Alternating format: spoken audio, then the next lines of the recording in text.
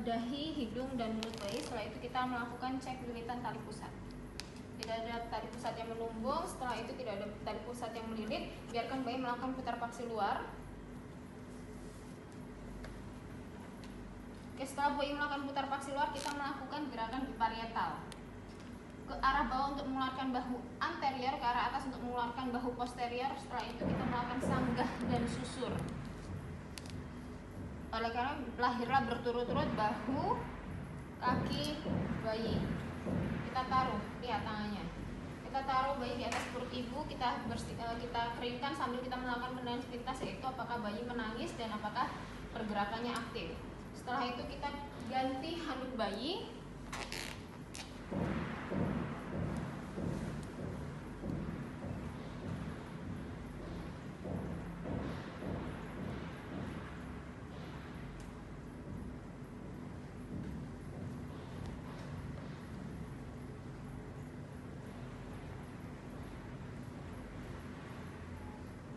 Handuk yang kering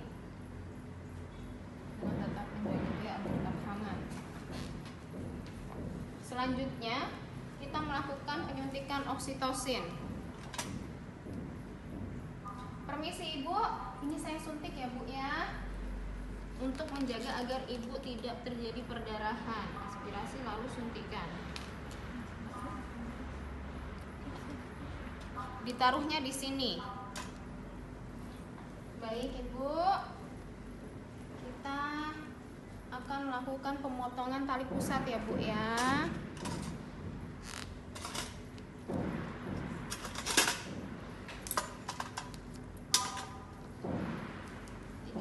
Kita urut dari pangkal.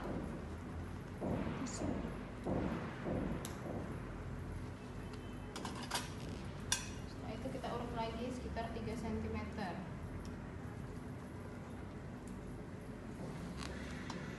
Kita potong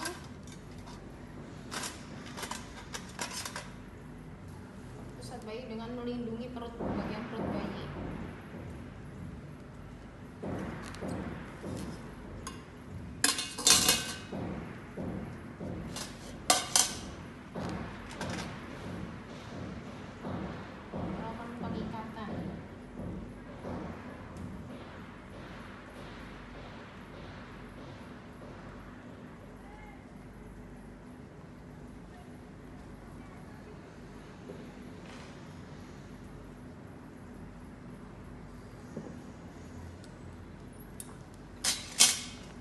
Selanjutnya kita berikan ibu untuk dilakukan IMD. Ibu silakan ini biarkan dijaga di sini ya bu ya, untuk dia mencari puting ibu. Sekalian dia kontak kulit dengan kulit ke ibu.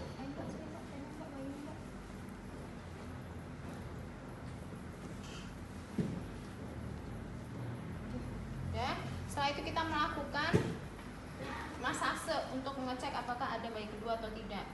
Tidak ada bayi kedua. Setelah itu kita melakukan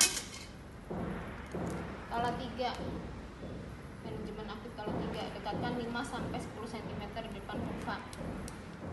Kita cek tangannya, lihat,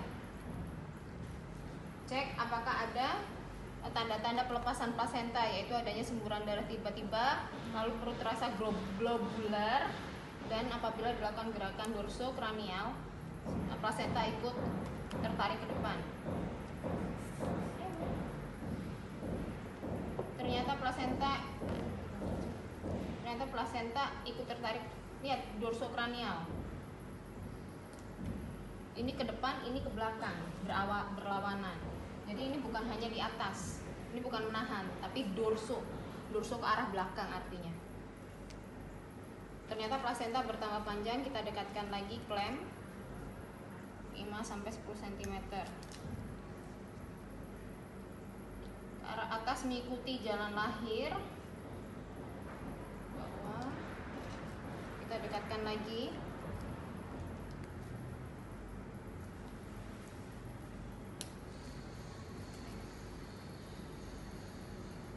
Saat plasenta sudah ada di introitus vagina, kita tangkap dan kita pilin pelan-pelan searah jarum jam.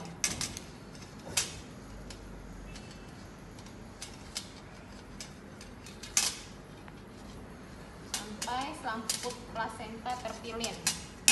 Lalu masukkan plasenta ke tempat plasenta. Tangan kanan mengecek kelengkapan plasenta dan tangan kiri melakukan masase. Setelah uterus berkontraksi dengan baik, kita lakukan pengecekan plasenta sepenuhnya. Kita lihat selaput plasenta dari sisi maternal lengkap, tidak ada yang robek. Lalu kita cek dari sisi fetal, selaputnya lengkap, tidak ada yang robek. Kita cek kotiledon.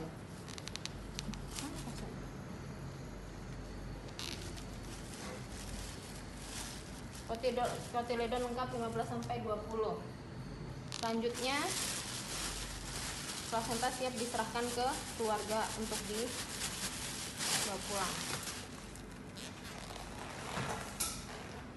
Setelah itu kita melakukan, ini ingat ya, baju kalian nggak ada yang kayak gini ya, baju saya aja besaran. Setelah itu kita melakukan cek apakah ada laserasi jalan lahir atau tidak. Di sini ceknya, ini masih dalam keadaan kayak gini. Permisi ya Bu ya, saya cek ya Bu ya. Sakit Bu? Sakit tidak Bu? Tidak ya. Tidak ada laserasi jalan lahir. Lalu kita memastikan bahwa uterus berkontraksi dengan baik. Keras Bu? Keras ya Bu ya. Mulus nggak? Mulus Bu. Berkontraksi dengan baik mulus. Mulus Bu? Baik, setelah itu kita melakukan dekontaminasi. Sebelumnya kita melakukan evaluasi. Kita evaluasi apakah ada bendungan kandung kemih. Ibu ingin buang air kecil? Tidak. Oke, Ibu sini saya ajarkan, atau Bapak lah ya, ibunya masih sibuk dengan baby. Sini Bapak saya ajarkan bagaimana cara melakukan masase agar uterusnya berkontraksi dengan baik dan tidak terjadi perdarahan. Bapak ini diputer ya Pak ya, dielus. Dielusnya agak diberikan tekanan tapi lembut, nggak keras-keras ya Pak ya. Di sini nih Pak ya. Nih, ini kalau keras berarti bagus, tapi kalau lunak nanti itu bahaya ya Pak ya, bisa terjadi perdarahan. Bisa ya Pak ya? Lalu kita melakukan estimasi jumlah kehilangan darah. Kira-kira darah yang hilang selama proses persalinan yaitu 100 mili. Setelah itu Ibu, saya periksa ya Bu ya. Saya periksa lagi Ibu, permisi ya Bu ya. Saya periksa lagi Ibu. Nah, di Ibu normal, keadaan umum Ibu juga tidak pucat. Lalu maaf Ibu, saya periksa bayinya udah bisa menyusu belum Bu?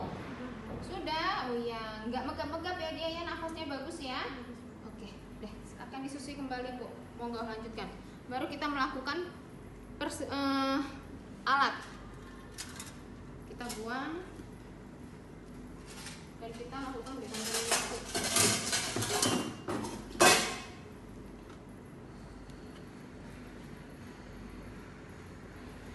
Oke, ini mesti pakai ya.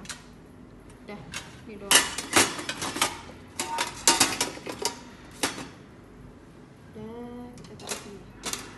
Setelah itu kita melakukan dekontaminasi sarung tangan.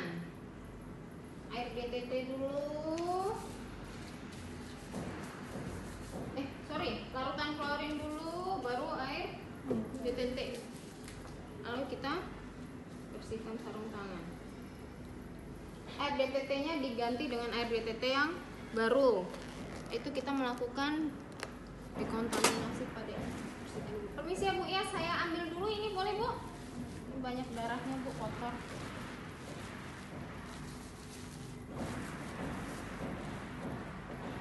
Infeksius. Kita bersihkan Ibu. Permisi ya Bu ya. Adiknya sudah bisa menyusu? Sudah. Baik Bu ya, saya bersihkan, permisi Bu, perutnya. Oke, perut. Karena kita melakukan masase berkali-kali, pasti perut Ibu isinya darah.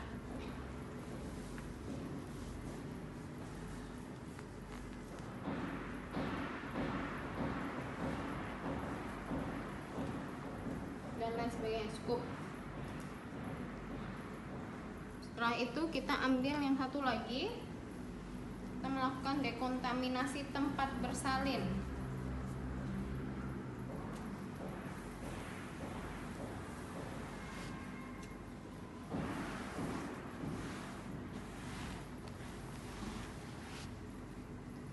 Lalu kita dekontaminasi.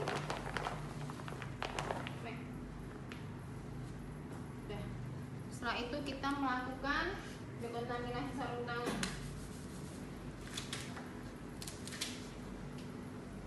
Terus cuci tangan ke air mengalir. Setelah itu kita melakukan pemasangan handscoon selanjutnya.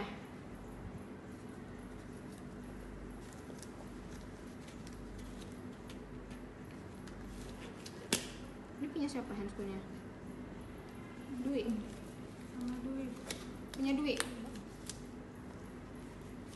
Oke, selanjutnya kita permisi Bu, bayinya boleh saya tunggu sebentar, Ibu dilakukan pemeriksaan ya Bu ya. Ini saya bayinya nanti akan saya suntik vitamin ya Bu ya untuk mencegah terjadinya perdarahan. Boleh ya Bu? Oh lupa, ibunya nggak dipakein celana. Bu, udah pakai celana lah ya Bu ya. Oke, setelah membersihkan ibu kita pakaikan celana tadi ya. Oke, angkat aja dulu celana. Oke, kita berikan salep mata dulu. Tetrasiklin ya. Keluar kok. Oke lah, sedikit aja lah ya. Oke.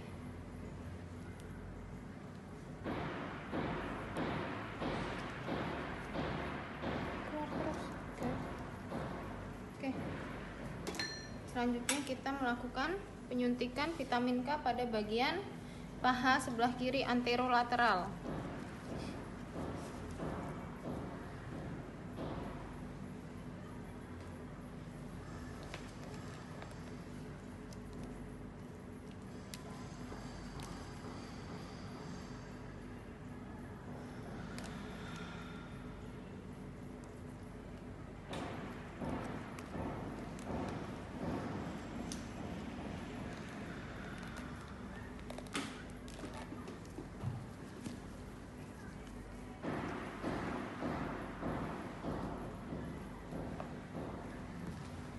Setelah itu kita melakukan perawatan bayi baru lahir.